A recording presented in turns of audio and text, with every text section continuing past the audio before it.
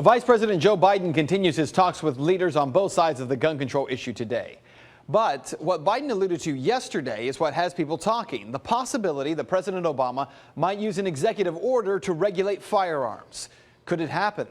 This is a reality check you won't see anywhere else.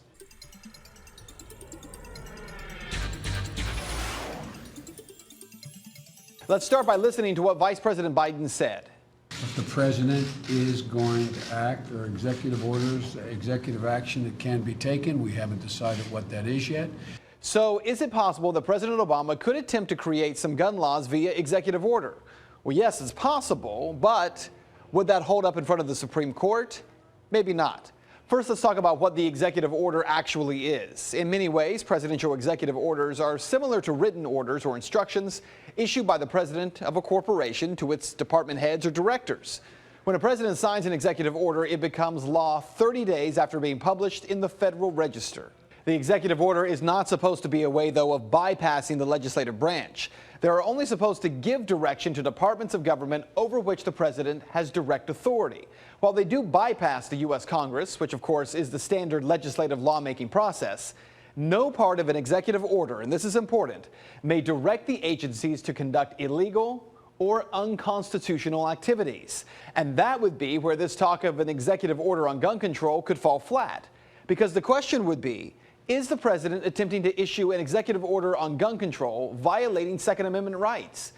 The reason this is such a big question is because if President Obama were to issue such an executive order, for instance, let's say banning so-called assault weapons or rifles with high-capacity magazines, that order would without question have to go before the Supreme Court.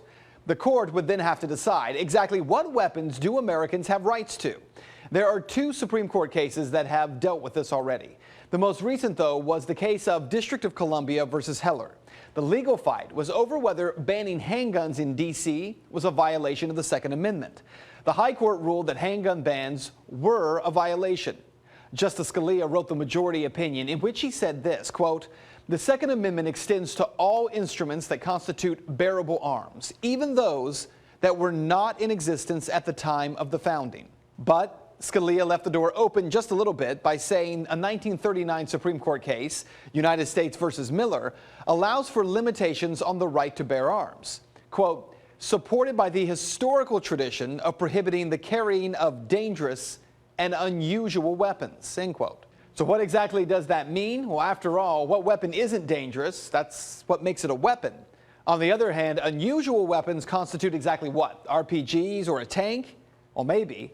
But certainly the AR-15, for instance, more than 500,000 sold in the United States in just 2009, and you can buy them at Walmart.